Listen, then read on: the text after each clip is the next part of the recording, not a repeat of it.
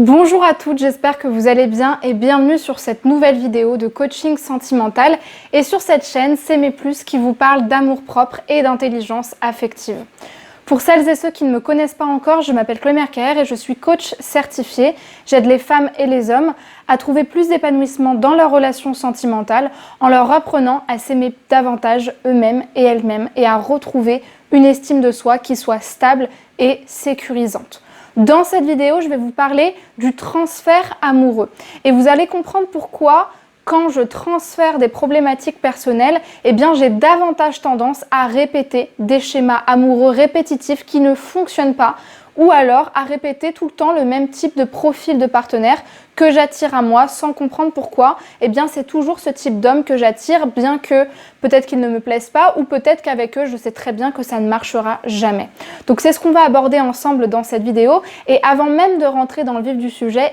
je vous invite à liker la vidéo dès maintenant et surtout à rejoindre la chaîne si ce n'est pas déjà fait. Et puis surtout à préparer vos questions si vous en avez déjà en tête ou que ça arrive durant le visionnage de la vidéo. Donc la première chose qu'il est important de savoir quand on parle de schéma répétitif, il y a plusieurs thérapies qui en parlent, la Gestalt thérapie nous en parle, de schémas qui se répètent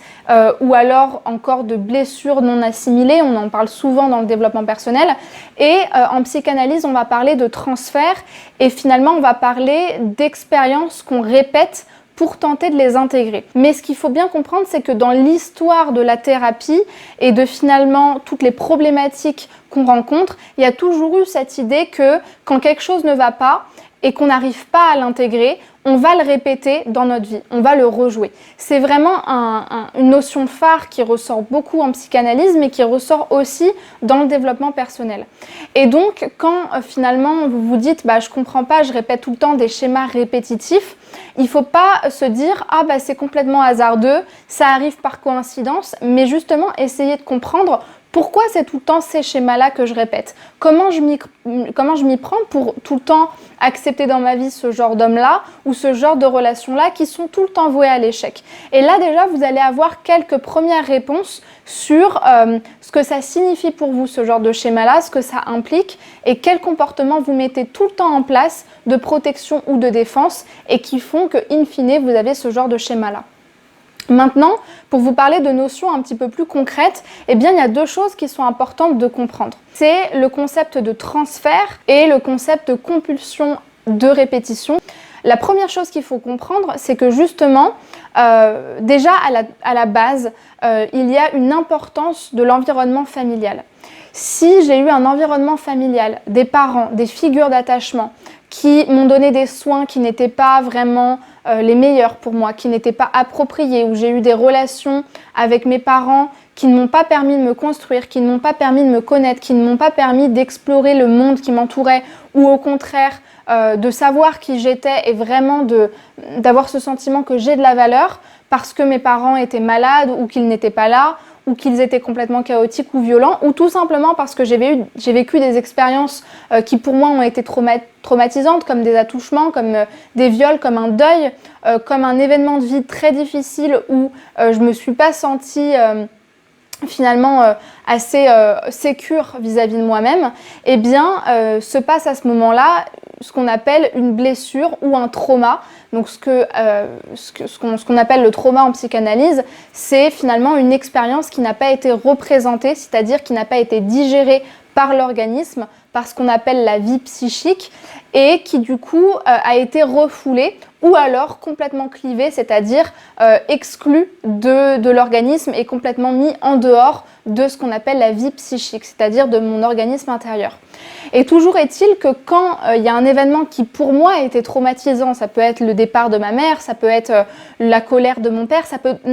être n'importe quel événement, à partir du moment où il y a un événement que j'ai pas assimilé et qui a été difficile à vivre pour moi, en tant qu'enfant, qu'adolescent ou qu'adulte, c'est ce que la psychanalyse nous apprend. Il va y avoir un mécanisme qui se met en place qui s'appelle le mécanisme inconscient de compulsion de répétition et qui va consister dans le fait de répéter dans la vie courante, dans la situation réelle avec d'autres situations ou d'autres personnes, cette même expérience pour pouvoir et pour tenter de l'intégrer.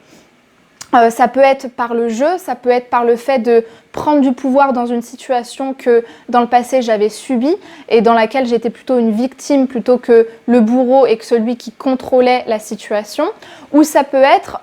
en choisissant justement des partenaires qui vont représenter ce que j'ai vécu. Et donc ça nous parle justement du mécanisme de transfert. C'est-à-dire que ces problématiques-là que j'ai pas assimilées, eh bien par le processus inconscient du transfert, je vais les projeter dans ma réalité, dans les personnes que je rencontre. Finalement, inconsciemment, ça se joue vraiment au niveau inconscient, pour tenter de comprendre ce qui s'est joué dans le passé et d'assimiler ce premier événement-là.